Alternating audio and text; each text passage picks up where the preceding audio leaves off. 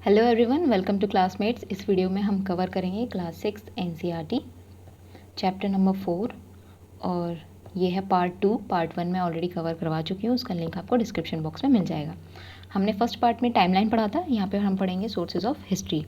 तो अगर मैं सोर्सेज की बात करूँ, सोर्सेज होते हैं कि कोई भी ऐसे प्लेस हो, कोई पर्सन हो या फिर कोई टेक्स्ट लिखा हो या कोई भी ऐसा ऑब्जेक्ट हो जिससे आप पास्ट के बारे में, इतिहास के बारे में कोई जानकारी इकट्ठा कर पाएँ, तो उसको हम बोलते हैं सोर्स, क्योंकि वो पास्ट के बारे में बताता है, इसलिए हिस्ट्री, सोर्स ऑफ हिस्ट्री।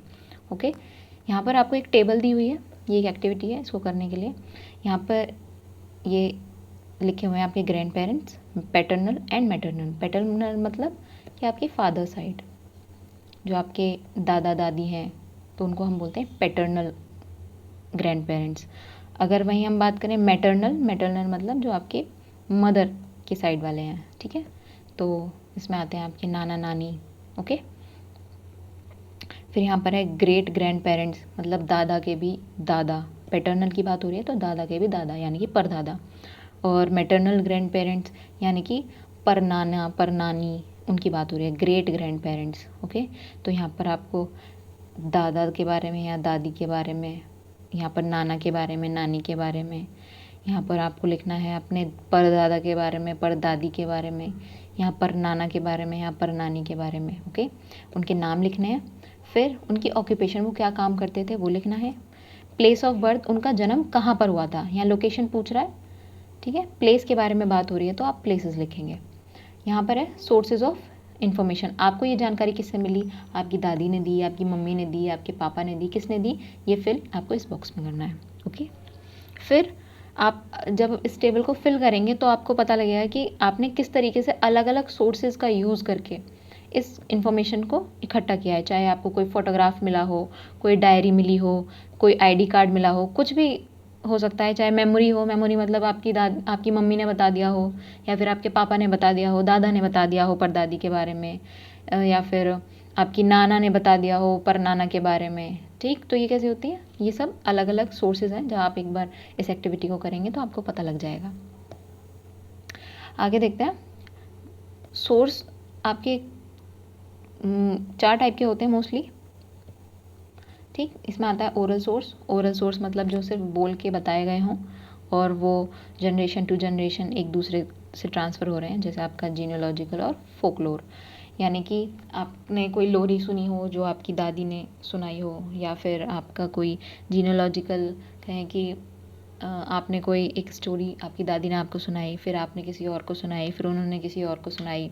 तो इस तरीके से ये सिर्फ ओरल ही होते हैं, कहीं पर भी लिखे हुए नहीं हैं, बस आपकी मेमोरी में है, आपको याद है, इस वजह से आपने बता दिया। ठीक है, और जैसे अगर आपकी दादी ने आपके पापा को सुनाई होगी और आपके पापा ने फिर आपको सुनाई है, फिर आप किसी और को सुनाओगे, तो ये ओरल सोर्स होते हैं, कहीं लिखे नहीं होते, बस आपकी मेमोरी में होते हैं और आप जनरेशन टू जनरेशन इनको पास करते हुए चले जाते हो। नेक्स्ट आता है आपका लिटरेरी सोर्सेज। इसमें आते हैं आपके इंडियन लिटरेचर और फॉरेन अकाउंट्स।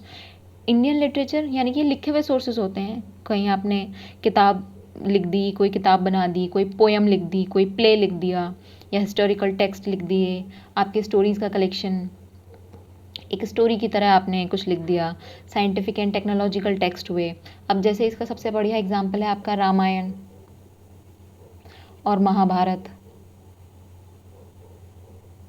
ठीक है, ये क्या है, ये इंडियन लिटरेचर्स है और पास्ट के बारे में बताती हैं कि हाँ किस तरीके से क्या चीज़ हुई थी। और इंडियन लिटरेचर इसलिए क्योंकि ये इंडिया के बारे में बताती हैं और किसी इंडियन ने ही लिखी है, इसलिए इंडियन लिटरेचर। अगर हम फॉरेन अकाउंट्स की बात करें तो इसमें आते हैं आपके ट्रेवलॉग्स और हिस्टोरिकल क्रॉनिकल्स। ट्रेवलॉग्स में अगर कोई फॉरेनर, या फिर हिंदी में बोलें तो कोई विदेशी अगर आपके देश में आया और उन्होंने ट्रैवल करा, उन्होंने कहाँ क्या चीज़ देखी, क्या चीज़ एक्सपीरियंस करी, उसको एक किताब में लिख दिया। ठीक है, ये आपको मान लो ये आपकी कंट्री है एक्स, यहाँ पर कोई वाई कंट्री से कोई एक पर्सन आया, तो उसने यहाँ पर आकर के क्या क्या एक्सपीरियंस लिया, क्या क्या चीज़ें देखी, किस तरीके से लोग रहते हैं, किस तरीके का खान पान है, और किस तरीके के कपड़े पहनते हैं, कैसा सिस्टम है यहाँ का, ये सब चीज़ें देखी। तो इन सब चीज़ों को उसने एक किताब में लिख दिया, तो ये हो गया ट्रैवलॉग। या फिर हिस्टोरिकल क्रॉनिकल्स मतलब कि आपने एक बुक बनाई और उसमें यहाँ पर एक डेट लिखी, या दिन लिखा, कुछ भी लिखा और उसके बारे में लिख दिया कि भाई इस दिन ये हुआ, फिर यहाँ इस दिन ये हुआ, इस दिन ये हुआ, पूरा एक क्रॉनिकल बना दिया। ठीक, तो इन सब चीज़ों से भी हमें पता चलता है अपने हिस्ट्री के बारे में कि हाँ इंडिया में ऐसा रहा होगा, पहले लोग ऐसे थे, ये सब। नेक्स्ट आते हैं आपके आर्टिस्टिक सोर्सेज, यानी कि किसी राजा ने कोई पेंटिंग बनवा दी, ठीक, तो हमें पता चल जाएगा कि हाँ पहले ये हुआ करते थे, ये उनकी रानी हुआ करती थी, या इस तरीके की फैमिली थी, इस तरीके से लोग रहते थे। कोई स्कल्पचर बनवा दिया, कोई पैनल बनवा दिया, ठीक है, कोई राजा ने बनवा दिया या किसी और ने बनवा दिया, तो उससे हमें पता चल गया कि हाँ हिस्ट्री में कुछ इस तरीके से चीज़ें हुआ करती थी। नेक्स्ट आते हैं आपका एक्सकवेशन। एक्सकवेशन में आपने, इसमें आता है कि आपने मतलब खुदाई करी और उस खुदाई में कुछ कुछ चीज़ें निकल रही हैं, तो उससे पता चलता है कि हाँ पहले ऐसा हुआ करता था। जैसे human, animal and plants remains, मतलब अगर कोई पहले कोई लोग जानवर पालते थे और वो उन्होंने मिट्टी में दबा दिया, जब वो मर गया या कैसे भी वो मिट्टी में दब गया और उसका कोई हमें दांत मिल गया या उसका कोई बॉडी का ऐसा पार्ट मिल गया, कोई ऐसी बोन मिल गई जिससे ये आइडेंटिफाई हो सके कि हाँ ये किस एनिमल की है, तो हमें पता चल जाता था कि हाँ पहले लोग इन जानवरों को भी रखते थे, पालते थे, या फिर ये जानवर पहले भी होते थे। कोई टूल्स है, वेपन्स है, जैसे हम जब खुदाई करते हैं तो मोस्टली दिखते हैं स्टोन के टूल्स, पत्थर के टूल्स देखने के लिए मिलते हैं, तो इससे हमें पता चलता है कि हाँ पहले लोग पत्थरों का इस्तेमाल करते थे।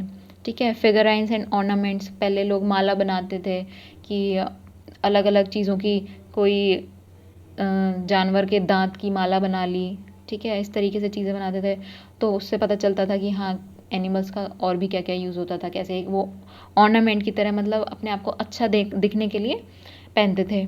Potteries and toy, habitats and burials, ठीक है, इनसे हमें पता चलता था कि हाँ किस तरीके के वो बर्तन यूज़ करते थे खाना बनाने के लिए, किस तरीके का उनका रहना सहना था, वो अपने पूर्वजों को कहाँ उनको दबाते थे या जलाते थे, मतलब कि अगर कोई मर जाता था तो उसके बाद वो क्या करते थे, दबाते थे उनको, मिट्टी में गाड़ देते थे या फिर जलाते थे, तो ये सब हमें पता चल जाता है। ये आर्कियोलॉजिकल सोर्सेज हैं, ठीक है, आर्कियोलॉजिकल सोर्सेज में आते हैं ये एक्सकवेशंस। दूसरा स्ट्रक्चर, कोई मॉन्यूमेंट्स है, कोई माउंट्स है, यानी कि कोई बिल्डिंग बना दी, कोई इंफ्रास्ट्रक्चर बना दिया, जैसे कि आपका ताजमहल, ठीक है, और हुमायूं टॉम, उसमें हुमायूं के रिलिक्स रखे हुए हैं, तो उससे हमें पता चलता है कि हाँ भाई इस तरीके से हुआ करता था हुमायूं, ठीक। और आपका कोई इस तरीके का कोई मॉन्यूमेंट्स बना दिया जिससे हमें हिस्ट्री के बारे में पता चले, जैसे रेड फोर्ट, तो उससे हमें पता चलता था कि हाँ राजा किस तरीके से दरबार लगाया करते थे, कैसे रहते थे, ठीक। नेक्स्ट है आपका इंस्क्रिप्शंस, इसमें कोई मैन्यूस्क्रिप्ट, मतलब किसी भी कॉइन्स, कॉइन से पता चल जाता था कि हाँ किस तरीके के लोग कॉइन यूज़ करते थे, कैसा मेटल हुआ करता था, गोल्ड का बनाते थे, सिल्वर का बनाते थे, या कौन सा मेटल वो यूज़ करते थे कॉइन बनाने के लिए, सिक्के बनाने के लिए, फिर उस पर कुछ इम्प्रेशन भी छपा हुआ होता था, कुछ लिखा हुआ भी होता था, तो उससे हमें पास्ट के बारे में पता चलता था। या मैन्यूस्क्रिप्ट्स, कॉपर प्लेट्स, यानी कि वो कॉपर की शीट हुआ करती थी, उस पर लिख दिया करते थे, तो कॉपर प्लेट्स, उससे हमें पता चलता था कि हाँ पास्ट में किस किस तरीके की चीज़ें हुई हैं। तो ये होते हैं आपके सारे सोर्सेज, ठीक है। ये मैंने पूरा कंप्लीट कर दिया है, अगर आपको कोई डाउट है इससे रिलेटेड तो आप कमेंट सेक्शन में मुझसे पूछ सकते हैं, ठीक। अब हिस्टोरियंस किसे कहते हैं, हिस्टोरियंस जो पास्ट के बारे में पढ़ता है, पास्ट की स्टडी करता है, उसको हम बोलते हैं historians. A person who studies and writes about past, जो उसके बारे में पढ़े या लिखे उसे हम बोलते हैं हिस्टोरियंस, ठीक है।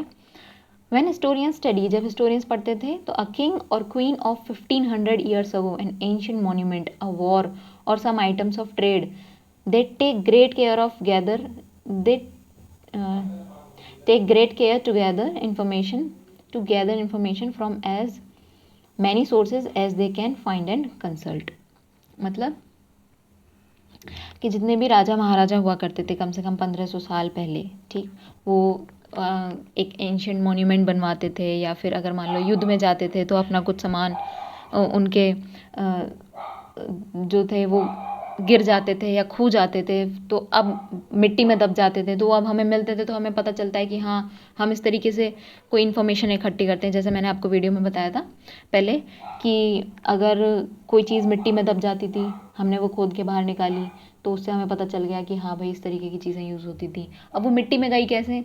वो ऐसे हुई कि मान लो किसी की कोई चीज़ खो गई हो, ठीक, या फिर कोई युद्ध पे गया है, या फिर कोई ट्रेड करने के लिए, व्यापार करने के लिए बाहर गया है, और उससे वो कोई सामान खो गया हो, या युद्ध में तो बहुत सारी चीज़ें गिर जाती हैं, खो जाती हैं, और वही फिर सालों, अगर सालों से वो ना उठाई जाए, मतलब वहाँ से ना हटाई जाए, तो वो सालों साल मिट्टी में दब करके वो, मतलब उसके ऊपर मिट्टी की लेयर जमने लगती है, तो उसके बाद वो मिट्टी में दब जाती है।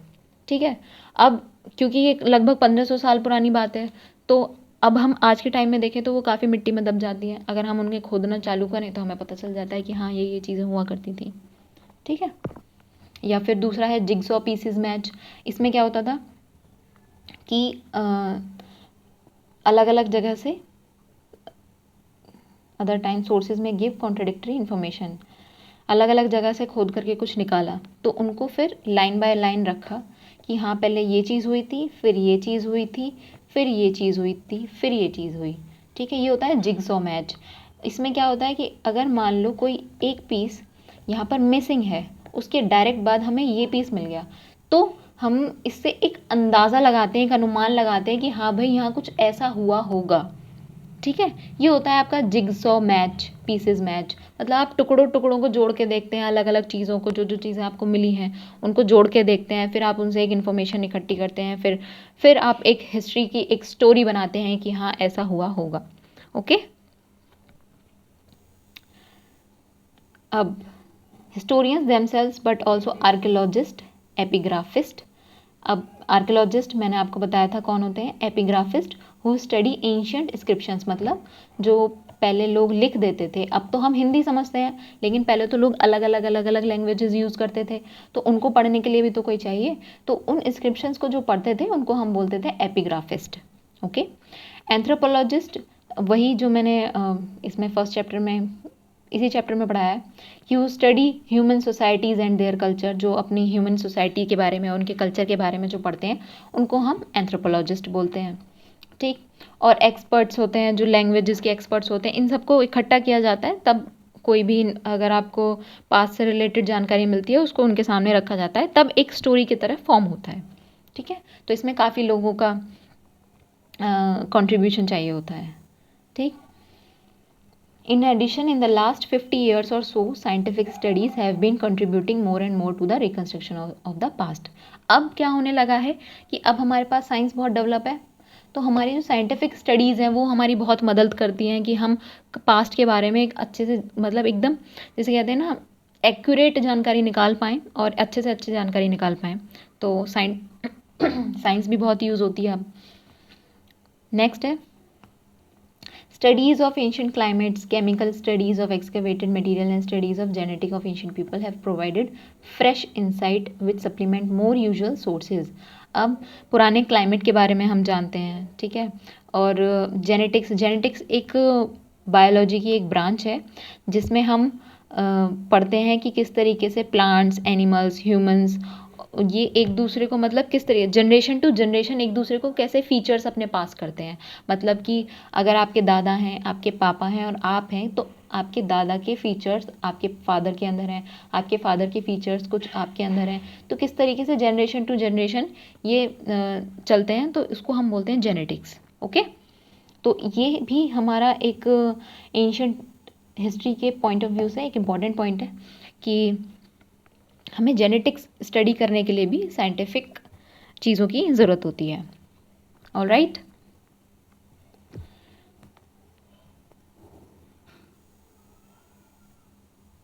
हाँ, दूसरा सोर्स है हमारा न्यूज़पेपर। अब पहले तो न्यूज़पेपर नहीं होते थे, तो पहले तो हम ऐसे ही करते थे कि पेंटिंग से पता लगाया है, या फिर एक्सकवेशन यानी कि खुदाई करके पता चली हैं चीज़ें। फिर एक टाइम बाद आने लगे, न्यूज़पेपर लॉन्च हो गए, तो न्यूज़पेपर से हमें जानकारियाँ मिलने लगी कि पास्ट में ये चीज़ें हुई होंगी।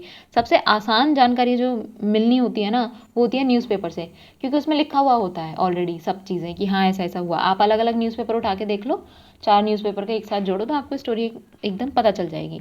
लेकिन जो मुश्किल होता है ना वो वाला होता है जो आप खुदाई करके निकालते हो। आपको उसमें सब चीज़ें एक आइडियल गेस लेना पड़ता है, एक सोचना पड़ता है, एक स्टोरी खुद से बनानी पड़ती है। ओके, अब इसमें आपको ये अलग अलग कुछ पिक्चर्स दी हैं। ठीक है, मैंने आपको बताया था ना कि कॉइन से हमें पता चल जाता है, ये ऐसे एक मॉन्यूमेंट से पता चल जाता है, ये अशोक का एम्बलम है, इससे हमें पता चल जाता है। तो आपका ये होमवर्क रहेगा, या फिर क्योंकि ये एक्टिविटी आपके लिए ही है, आपको इस पिक्चर को देखना है। यहाँ पर ये पिक्चर्स दी हुई हैं। इस पिक्चर से आपको क्या लगता है, आपके अकॉर्डिंग क्या इसमें ऐसी जानकारी है जो आपको दिखाई दे रही है, या फिर इस पिक्चर को देख के आपको क्या समझ में आ रहा है, वो आपको यहाँ पर लिखना है। ठीक है, देखो हर स्टूडेंट का अपना अपना माइंडसेट होता है, अपना अपना दिमाग होता है, तो हर कोई अपना अलग अलग दिमाग लगाए तभी आप ठीक से समझ पाएंगे। तो ये आपको खुद से करना है। कराने को मैं करा सकती हूँ, बट आपकी एक्टिविटी थोड़ा सा बुद्धि तो खर्च होनी चाहिए ना कुछ करने के लिए, तो ये खुद से ही करना है। ठीक, इसे आप खुद से करिए, जिससे आपको ये पता चले कि चैप्टर एक्चुअली आपसे कहना क्या चाह रहा है, किस तरीके की सोर्सेज की बात हो रही है, किस तरीके की आइडियल गेसिंग की बात हो रही है। ठीक है, क्या सोचने के लिए आपसे कहा जा रहा है, तो इसलिए आपको खुद करना है। नेक्स्ट आते हैं the beginning of human history. भाई ह्यूमन की, इंसानों की शुरुआत कहाँ से हुई, सबसे इंपॉर्टेंट होमोसेपियंस। आजकल जो हम इंसान है ना, मॉडर्न ह्यूमंस, उनको हम बोलते हैं, साइंटिफिक नेम है उनका होमोसेपियंस। ओके, तो मॉडर्न ह्यूमंस आर होमोसेपियंस। अब ये इंसानों की जो शुरुआत हुई है कब से, 3 लाख ईयर्स अगो, मतलब 3 लाख साल पहले तक की बात है। ये इतनी पुरानी है, जब से इंसान चले हुए आ रहे हैं अब तक, बहुत लंबा टाइम है। तो अब जैसा अब हम मॉडर्न ह्यूमंस हैं, पहले हम ऐसे तो थे नहीं, अब धीरे धीरे चीज़ें इवॉल्व हुई हैं, तब हम यहाँ तक पहुँचे हैं, तब हमारे पास इतनी टेक्नोलॉजी वगैरह है।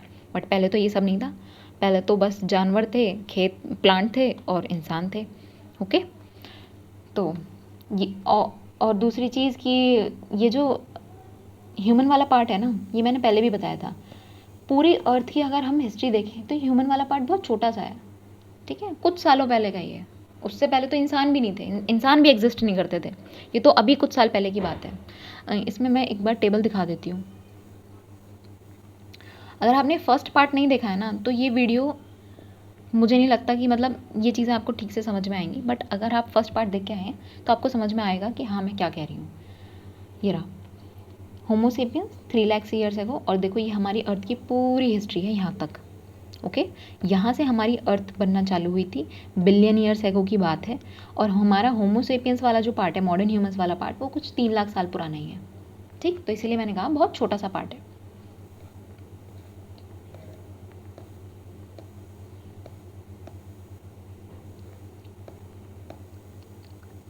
ओके देन, देखो पहले इंसानों को बहुत सारी चेंजेस, मतलब बहुत सारे चैलेंजेस, बहुत सारी चीज़ों का सामना करना पड़ता था।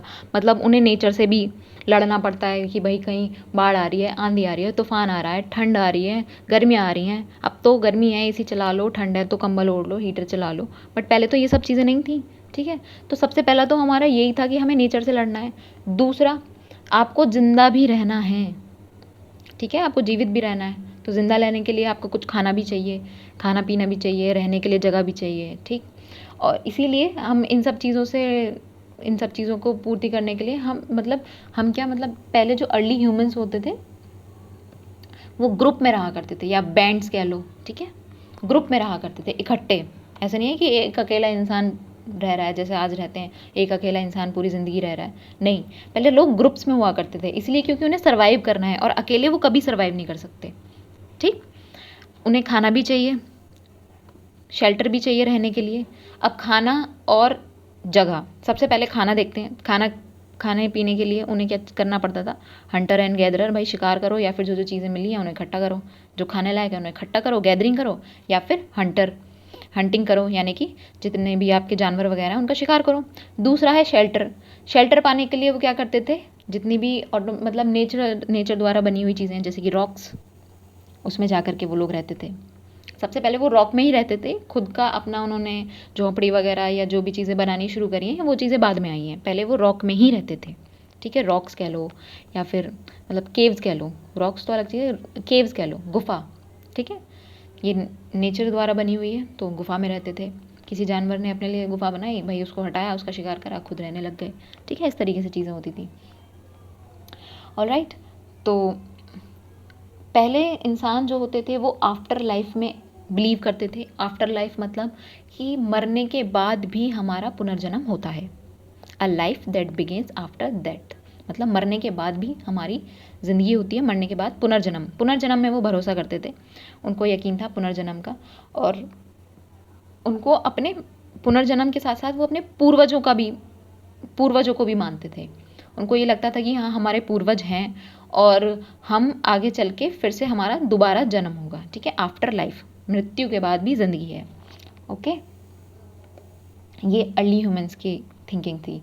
ये मैंने आपको बता दिया कि lived in temporary camps, temporary camp में रहते थे। रॉक शेल्टर हुआ, केव्स हुआ, या फिर और वो communicate with each other using languages that are now lost. मतलब कि जिस भाषा का वो इस्तेमाल करते थे अब एक दूसरे से बातचीत करने के लिए, वो भाषा तो अब मतलब खो गई है। अब नहीं पता वो कौन सी लैंग्वेज यूज़ करते थे, क्योंकि हमारे पास उसका कोई भी प्रूफ नहीं है। जैसे मैंने आपको बताया, कोई भी सोर्स नहीं है जिससे हमें ये पता चल सके कि वो पहले कौन सी भाषा का यूज़ करते थे। अब जो सिर्फ हमें बचा है वो ये है कि जो ये देखो यहाँ पर है ना, जो रॉक्स हुआ करती थी, रॉक्स मतलब चट्टान हुआ करती थी, उनकी दीवार पर वो पिक्चर्स बना देते थे। ठीक है, इस तरीके की कि वो अगर हिरन बना रहे हैं तो इस तरीके की कोई पिक्चर बनाएंगे। ठीक है, और वो अपने आप को दिखा रहे हैं तो कुछ इस तरीके की पिक्चर बनाएंगे। तो इससे हमें पता चलता था कि हाँ, उनकी ज़िंदगी इस तरीके की रही होगी। ओके, इससे हमें पता चला है। लैंग्वेज का हमें कोई अंदाज़ा नहीं है। और वो आग का यूज़ करते थे, ये तो सबको पता है भाई, आग की इन्वेंशन इंसानों ने की थी। ठीक, और धीरे धीरे फिर वो अपने आप को इम्प्रूव करने लगे। तो लैंग्वेज तो हमारी खो गई बिल्कुल, और आग की इन्वेंशन हुई है। अब आग की इन्वेंशन हुई है तो वो अपना खाना पका के खाने लगे हैं। ठीक है, पहले कच्चा खाते थे, अब पका के खाने लगे हैं, तो ये फ़ायदा है। और दूसरा, शिकार में भी यूज़ करते हैं, रात को उजाले में भी फायर का यूज़ होता है। ठीक है, तो फायर का आग की इन्वेंशन होने से बहुत सारे फ़ायदे हैं। दूसरा कि अब वो स्टोन्स के ऑब्जेक्ट्स बनाने लगे हैं। मैंने बताया था ना कि स्टोन्स के, आपके पत्थरों के औजार बनाने लगे हैं, जैसे कुल्हाड़ी वगैरह या ब्लेड वगैरह। जब हम खुदाई करते हैं, मतलब जब हिस्टोरियंस खुदाई वगैरह करते हैं, आर्कियोलॉजिस्ट, तब उसमें ये चीज़ें मिलती हैं, तो उससे पता चलता है कि हाँ, पहले लोग किस तरीके के औजार वगैरह, हथियार वगैरह यूज़ करते थे। ठीक, ये मैंने बता दिया। रॉक पेंटिंग्स बनाते थे जिससे हमें, और ये जो चीज़ें aspects of life of their life are visible in rock paintings found in hundreds of caves all over the world। मतलब पूरी दुनिया में जितनी गुफाएं हैं, उन्होंने अलग अलग जगह रॉक पेंटिंग्स बनाई हुई हैं, मतलब चट्टान की दीवारों पे पेंटिंग्स बनाई हुई हैं। उससे ये पता चलता है कि उनका जो जीवन था, उनकी जो ज़िंदगी थी, वो किस तरीके की रही होगी। ठीक है, वही कुछ पेंटिंग्स अलग अलग सिंबल दिखाती हैं, जैसे कि ये एक जानवर के लिए एक अलग सिंबल है, उन्होंने खुद के लिए एक अलग सिंबल बनाया है, खुद को जैसे मतलब ऐसे। तो भाई ये तो ह्यूमंस की है ही ना, और एनिमल्स के लिए। तो उससे पता चलता है कि हाँ भाई, किस तरीके का उनकी ज़िंदगी रही होगी। और वो ऑर्नामेंट सिंपल, अपने आप को भाई सुंदर भी तो दिखाना है, तो वो अब की तरह नहीं है कि डायमंड का नेकलेस पहन लिया या फिर गोल्ड का नेकलेस पहन लिया। वो पहले बीड्स होते थे, बीड्स का नेकलेस बना लिया, या फिर कोई जानवर, उन्होंने किसी जानवर का शिकार करा तो उसके दांत का उन्होंने एक पेंडेंट बना लिया। ठीक, इस तरीके की चीज़ों को वो अपनी खूबसूरती को अच्छा करने के लिए यूज़ करते थे। ऑलराइट, नेक्स्ट आते हैं द फर्स्ट क्रॉप, पहली फसल। ठीक है, over long ages the earth climate has gone through many changes. भाई बहुत, अर्थ ने बहुत सारे क्लाइमेट्स देखे हैं, अलग अलग तरीके के मौसम देखे हैं, कभी बहुत ठंडा, और अब तो कुछ बात ही अलग है। तो सबसे पहले हमारे अर्थ पे होती थी आइस एज, मतलब बर्फ़ ज़्यादा होती थी। ठीक है, बर्फ़ की चीज़ें, मतलब आपको जैसे आज है कि आपको सिर्फ आर्कटिक ओशन, आर्कटिक में और एंटार्कटिक में, पोलर रीजन्स में सिर्फ बर्फ़ देखने के लिए मिलती है, बट पहले ऐसा नहीं था। अगर हम आइस एज की बात करें तो बर्फ़ से, मतलब अर्थ का बहुत सारा पार्ट बहुत ठंडा था और बर्फ़ से ढका हुआ था। ये मैं आइस एज फर्स्ट वीडियो में बहुत अच्छे से पढ़ा चुकी हूँ। ओके, फिर उसके बाद धीरे धीरे बर्फ़ पिघलनी चालू हुई। तो जब बर्फ़ पिघलनी चालू हुई तो लोगों के लिए थोड़ा सा फ़ायदा हुआ, और जो बर्फ़ पिघली उससे रिवर्स निकली, आइस मेल्ट हुई तो उससे रिवर्स निकली, नदियाँ बनी। और नदियों से फिर ऑब्वियस सी बात है कि नदी कहाँ जाके रुकती है, ओशियंस में, समुद्र में जाती है, वहाँ जाके अपना सारा पानी डाल देती है। ठीक है, तो उससे लोगों को पानी की फैसिलिटीज़ प्रोवाइड हुई, पानी का साधन मिला। ठीक है, तो लास्ट जो आइस एज थी वो कम से कम 1 लाख साल पुरानी थी। और अगर हम इसकी शुरुआत और आखिर देखें तो 1 लाख साल पहले से 12,000 साल पहले तक आइस एज था। ओके, अगर आप फर्स्ट वाली वीडियो में देखेंगे तो टाइमलाइन भी दिया है, उस टाइमलाइन में देखिएगा आइस एज के बारे में। ठीक है, अब क्योंकि बर्फ़ मेल्ट हो गई, ठंड थोड़ी कम हो गई, तो रहने के लिए जो कंडीशंस थी वो थोड़ी अच्छी हुई, लोगों ने रहना चालू करा, सेटल डाउन हुए। फिर उन्होंने, क्योंकि अब पहले तो बर्फ़ से ढकी हुई थी ज़मीन, अब उन्हें वो बर्फ़ की चादर हट गई तो आपको नॉर्मल सिंपल ज़मीन मिल गई। तो अब उन्होंने वहाँ पे खेती करनी चालू करी, वहाँ पे उन्होंने सीरियल्स एंड ग्रेन्स उगाना चालू करे। ठीक है, फिर उनको मतलब धीरे धीरे मैंने बताया ना, धीरे धीरे हम इवॉल्व हुए हैं। तो इवॉल्व हुए हैं तो फिर धीरे धीरे जानवरों को पालना चालू करा, जैसे कि कैटल, गोट्स एक्सेट्रा। ठीक है, हमने जानवर पालने चालू करे। इनके बारे में कैसे पता चला, अब मान लो कोई जानवर मर गया, उन्होंने मिट्टी में दबा दिया। ठीक, अब हमने आज के टाइम की अगर हम बात करें तो किसी आर्कियोलॉजिस्ट ने खुदाई करी और वहाँ पर उसकी कोई हड्डी दिख गई, तो उससे पता चल गया कि हाँ, इस जानवर को वो अपने इस्तेमाल में लेते थे, उनको पालते थे। ठीक है, फिर with more food available these communities grow in size. अब धीरे धीरे भाई खाना मिलेगा, रहने के लिए जगह मिलेगी, अच्छा मौसम मिलेगा, तो ये कम्युनिटीज़ क्या हुई, ग्रो करी, मतलब इनकी तादाद बढ़ने लगी। ठीक है, और मोस्टली ये लोग रिवर्स के पास जाकर के सेटल डाउन होते थे, मतलब नदी के आजू बाजू जा के रहते थे। क्यों? क्योंकि वो पानी का बहुत अच्छा सोर्स है, आपको पानी के लिए इधर उधर भटकना नहीं पड़ेगा। ठीक है, वहीं से आपको, आप पानी लो, आप कर सकते हैं, और बिना पानी के तो ज़िंदगी मुश्किल है ना। दूसरा कि जो नदी के पास वाली जो सॉइल होती है ना, जो नदी के आसपास वाली जो मिट्टी होती है, वो बहुत फर्टाइल होती है, वो बहुत उपजाऊ होती है, मतलब आप वहाँ पे आसानी से खेती कर सकते हैं। ठीक है, तो आपकी जो क्रॉप्स वगैरह हैं, जो भी चीज़ें हैं, वो सब बहुत आसानी से ग्रो हो जाती हैं। तो इसलिए भी एक फ़ायदा होता है कि आप नदी के पास जा कर के वो लोग सेटल होने लगे। ठीक है, ये देखो, ये नदी है, इसके पास ये आकर के सेटल होने लगे। यहाँ पर ये देख रहे हैं, खेती कर रहे हैं, और यहीं पर ये लोग रह रहे हैं।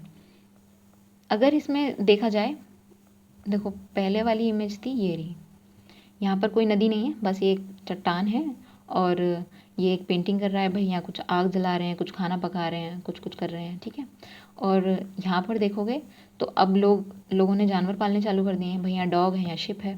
ठीक, यहाँ पर आदमी सब काम कर रहे हैं, यहाँ पर ये नदी के आजू बाजू रह रहे हैं, सब लोग रहने लगे हैं, यहाँ औरत खाना बना रही है। तो इससे ये पता चलता है कि सब लोगों के ना काम बटे हुए थे। ठीक, कि हाँ, आदमियों का और औरतों का अलग अलग काम बटा हुआ था, कि आदमी बाहर खेती करने जाएंगे और फसल वगैरह उगाएंगे, और औरतें घर में खाना बनाएंगी। ठीक है, इस तरीके से काम डिवाइडेड थे मेन एंड वुमेन के बीच में। ठीक, और अगर हम वही रॉक शेल्टर की बात करें तो उसमें भी ऐसा ही था कि मैन एंड वुमेन के बीच में जो काम थे वो डिवाइडेड थे, अलग अलग। जैसे वुमेन पहले क्या करती थी, जब हम रॉक शेल्टर की बात कर रहे हैं, तो वुमेन कलर्स प्रिपेयर करती थी, पेंटिंग बनाने के लिए जो कलर यूज़ होते हैं वो उनको तैयार करती थी। ठीक है, और man may be done some of the cooking और may help take care of children. और आदमी क्या होते थे कि कुकिंग भी करते थे, खाना भी बनाते थे, और बच्चों को भी देखभाल करते थे।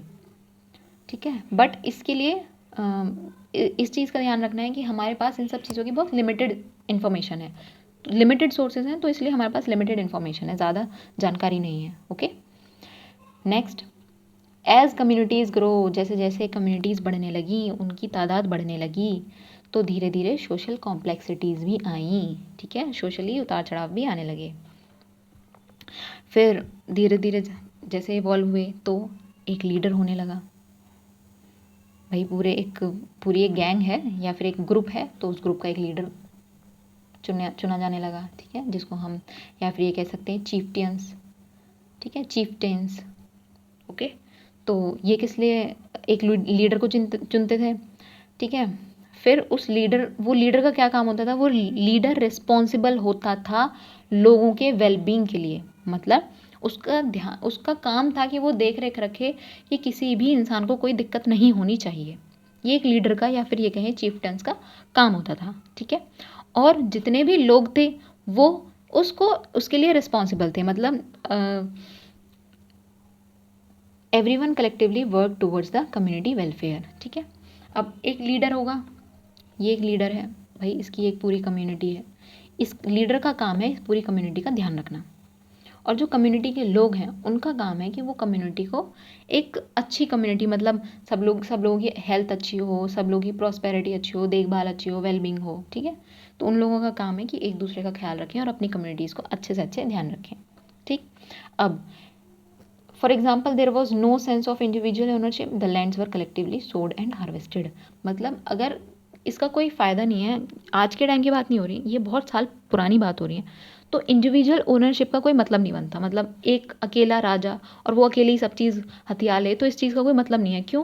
क्योंकि सबको एक साथ इकट्ठे होकर खेती करनी है, फिर एक साथ इकट्ठे होकर उसकी हार्वेस्टिंग करनी है, उससे एक साथ हम सबको फसल लेनी है, और जो फसल आएगी वो एक साथ ही सब में बटेगी, ठीक। तो एक अकेला राजा बन के कि हाँ सब कुछ मेरा ही हो, उससे कोई फ़ायदा नहीं है, क्योंकि सबको काम इकट्ठे ही करना है, ठीक।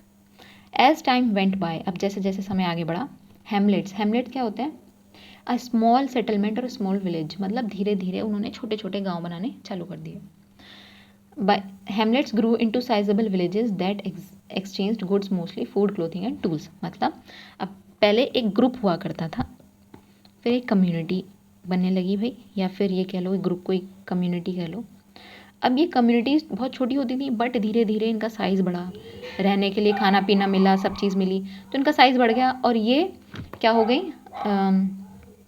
एक विलेज में चेंज हो गई, एक पूरा का पूरा इन्होंने गांव बसा लिया, ओके।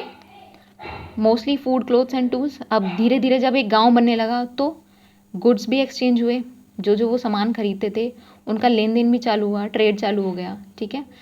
वो फूड का, क्लोथ्स का और टूल्स का एक्सचेंज करने लगे, भाई किसी से खाना खरीद लिया और उसको टूल्स दे दिए, ठीक है, कपड़े खरीद लिए या उसको कुछ और चीज़ दे दी, ठीक है। इस तरीके से चीज़ें बदलने लगी। पहले लोग सामान के बदले सामान देते थे, ठीक है, मतलब आपने कोई सामान है, आपके पास, सामने वाले के पास कोई सामान है, आपने इसे ये दे दिया, इनसे ये ले लिया। बट आज के टाइम में हम क्या यूज़ करते हैं? मनी, पैसे देते हैं, सामान लेते हैं, ठीक। पहले ऐसा नहीं था।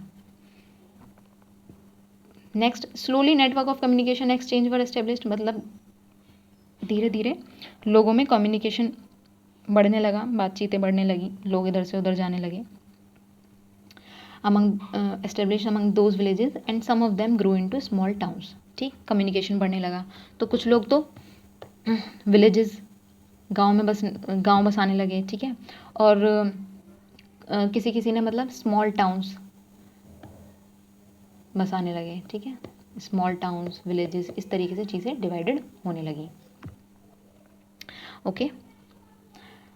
न्यू टेक्नोलॉजीज अपीयर, अब धीरे धीरे भाई नई टेक्नोलॉजी भी आएंगी। अब अगर हम पहले के टाइम पे देखें तो उनके लिए क्या टेक्नोलॉजी हो सकती है भाई? खाने के लिए पहले खाना मिलता था तो पकाने के लिए आग मिल गई, अब उसको रखने के लिए बर्तन मिल जाएं, सबसे बढ़िया, ठीक।